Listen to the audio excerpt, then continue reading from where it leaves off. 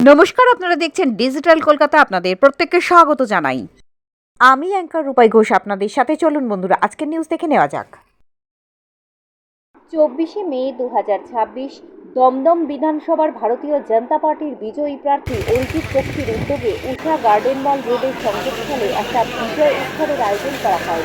এই অনুষ্ঠানে উপস্থিত ছিলেন দমদমের বিজয়ী প্রার্থী অরিজিৎ পক্ষী, প্রেসিডেন্ট সৌমেন ঘোষ, সুব্রত দত্ত, 21 নম্বর ওয়ার্ডের শক্তি প্রমুখ, দীপক আগরওয়াল, প্রেসিডেন্ট গোপাল ধর, অরূপ মল্লিক, রামকুমার রায়, মানস মাঝি, অভিষেক বিশ্বাস, অরিজিৎ চ্যাটার্জি, সঙ্গীতা রায়, শর্মিলা রায়, এছাড়া বিজেপির আরও অনেক কর্মী সংগঠনের সদস্যরা এই অনুষ্ঠানে উপস্থিত ছিলেন।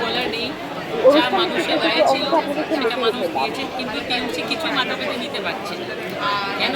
আর ভোটের মাধ্যমে মানুষ এই ধরনের চামাটা মেরেছে এদেরকে, যে আজ কোনোদিন দাঁড়াতে পারবে না আমার তো মনে হয় না। এখন বিজেপির 77টা এমএলএ ছিল, তা আমরা পুরো পশ্চিমবঙ্গ কাঁপিয়ে রেখে দিয়েছিলাম। সেই হিসাবে অপোজিশন নিয়ে আমরা লড়াই করেছিলাম। কেন? আমাদের ভিতরে সৎ ছিল, সচেতনতা ছিল। আর এই যে চোররা আছে, তাদের 80 জন এমএলএ আছে, এতজন এমপি আছে, তাও তাদেরকে তো কোথায় দেখতে পাচ্ছেন না।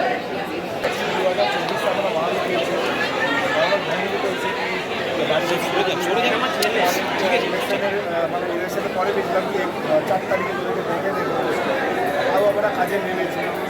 আর স্বাভাবিকভাবে মানুষের উৎসাহ আছে।